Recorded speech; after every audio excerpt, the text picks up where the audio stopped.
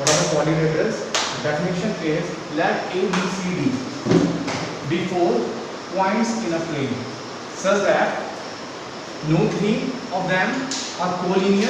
What are the collinear mean? Collinear mean the points which exist on the same line, right? Known as collinear. So here there is no three of them are collinear. The second point, the line segments AB, BC, CD and DA do not intersect except at their endpoints, right? Now, then the figure made up of the four line segments is called the quadrilateral with vertices A, B, C and D. Now here we take one example here of quadrilaterals. So here we take four line segments here, AB, BC and CD and DA, right? So here we join these all line segments here. So here we meet to another endpoints of the different line segments here, like DA and AD. So here we join this A point here. Now AB and BC. So here we join this point B here. Now BC and CD. So here we join this C point here. Now the same as with CD and DA. So here we join this point D here. So if the figure made up of four line segments, so here we say that the figure is known as quadrilaterals. Now students, here we discuss some another term, important terms related to quadrilaterals. Sides, adjacent sides and opposite sides. Right? In a quadrilateral, ABCD, the four line segments like AB, BC and CD and DA are called its sides. So we already discussed here these four sides of quadrilateral, AB, BC, CD and DA. These four line segments are called the side of the quadrilateral. Now what are the adjacent sides here? So if two line segments having a common point endpoint here, right? Like DA and AB. So A is a common endpoint here of DA and AB. So if we say that these two line segments are adjacent sides, DA and AB. Now here we take another example here related to adjacent side here, like DC and DA. So here these common endpoint here of DA line segment and DC line segment. So here we say that these two line segments and these two sides are adjacent sides, right? DC and DA. Now opposite sides. Two sides of quadrilaterals are called opposite sides if they do not have a common endpoint, right? What are the opposite sides here? DC and AB. Why these two sides are opposite here? Because these two sides have not any common endpoint here. So we say that DC and AB are opposite sides here, and DA and CB are opposite sides here. So these are some important terms related to quadrilaterals: sides, adjacent sides, and opposite sides.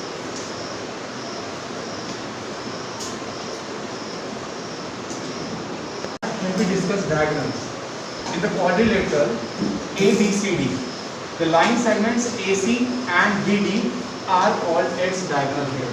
So now here we take one figure here, ABCD quadrilateral, right? So if we join A point to C point and D with B, right? So here we get two line segments here, AC and DB. So if we say that these two line segments are diagonals of the given quadrilateral ABCD. Now here we discuss angles here. In the quadrilateral ABCD, the angles DAB, angle ABC, angle BCD and angle CDA. Dear students, you all know that here we write these all angles in the other method also, like in another way also, like BAD, CBA, DCB and ABC. But there is no need to write in a two-way here. So because angle always same here, like angle A, angle B, angle C and angle D are called its angles. So these angles are denoted by angle A, angle B, angle C, angle D respectively. So now here is angle A, right? Angle B, A, B, or angle A, angle B, angle A, B, C, angle B here, angle C, angle D, right? Now students, here we discuss type of quadrilaterals here, and here we discuss first type of quadrilateral trapezium here, right? And this is a figure of trapezium ABCD. Now a quadrilateral having exactly one pair of parallel sides is called a trapezium. So what we get here, here we have only one pair of parallel sides like BC and AB. So we say that these type of quadrilateral are known as trapezium, where we have only one pair of parallel sides. Now isosceles trapezium. A trapezium is said to be an isosceles trapezium if its non-parallel sides are equal. So what are the non-parallel sides here? Because these two sides are parallel here, BC and AB. So what are the non-parallel sides here? DA and CB. So if we say that thus a quadrilateral ABCD is an isosceles trapezium if AB is parallel to BC and AD is equal to BC. A quadrilateral is a parallelogram if its both pairs of opposite sides are parallel. Quadrilateral ABCD is parallelogram like this. ABCD. This quadrilateral is a parallelogram because here AB is parallel to BC and DA is parallel to CD or BC, right? These type of figure are known as, and this type of quadrilateral are known as parallelogram. Now students, here we will discuss rhombus here. A parallelogram having all equal sides is called a rhombus, like this. A, B, C, D. These all sides are equal. So thus a parallelogram ABCD is a rhombus if AB is equal to AD, and a quadrilateral ABCD is a rhombus if AB is parallel to BC and AD is parallel to AD. And AB equal to BC equal to AB equal to BC equal to CD equal to DA. Means these all sides are equal to each other. Now here we will discuss rectangle. A parallelogram whose each angle is a right angle is called a rectangle. Right? So these all angles are right angles here. Like this angle A, angle B, angle C and angle D. Now ABCD is a rectangle in which AB is parallel to CD, AD is parallel to BC, and angle A equal to angle B equal to angle C equal to angle D equal to 90 degrees. Now what is the meaning of AB is parallel to CD? Now this AB is parallel to CD and AD is parallel to BC. The line is parallel to the second line and the branch is parallel to the other branch. Right? Now the square. A square is a rectangle with a pair of adjacent sides equal. Now ABCD, this ABCD is a square here. So ABCD is a square in which AB is parallel to BC and AD is parallel to BC. Now AB equal to BC equal to CD equal to DA. These all sides are equal here. And angle A equal to angle B equal to angle C equal to angle D equal to 90 degrees. So these all angles are equal to 90 degrees here and these all sides are equal. It means if the AB is equal to 5 cm, it means the all sides of this square is equal to 5 cm. So it is like AB equal to BC equal to CD equal to DA.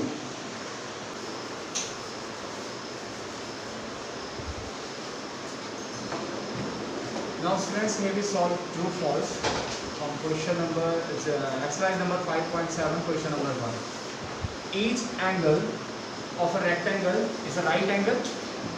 Yes, it is true. Because here we take one example here related to this one, true false. This is the figure of rectangle and each side form rectangle with the other side, right? So if we say that each angle of a rectangle is a right angle, so we will write true. Now the next question. The opposite sides of a rectangle are equal in length. Yes, it is true because length equal to the other length and breadth equal to other breadth, right? So here we write true. Now the diagonals of a square are perpendicular to one another. Yes, it is true.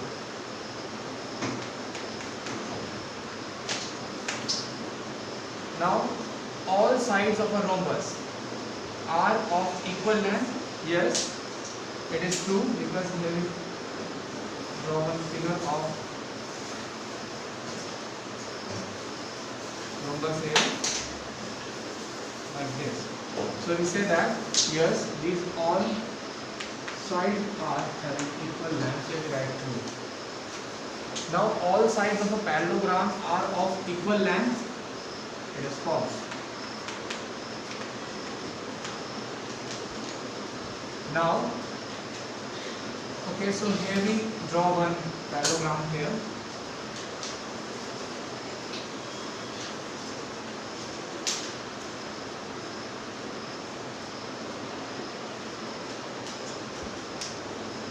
Okay. So these all sides are not equal with each other, so we will write false. Now the opposite sides of a trapezium are parallel. It is false because let me draw figure of parallelogram here. Okay. So these two sides, here we write A, B, C and D. So we say that these two sides DC and AB are parallel, but AD and BC are not parallel to each other because after some time these two line segments are meeting each other. So we say that it is false. The opposite sides of the trapezium are not parallel.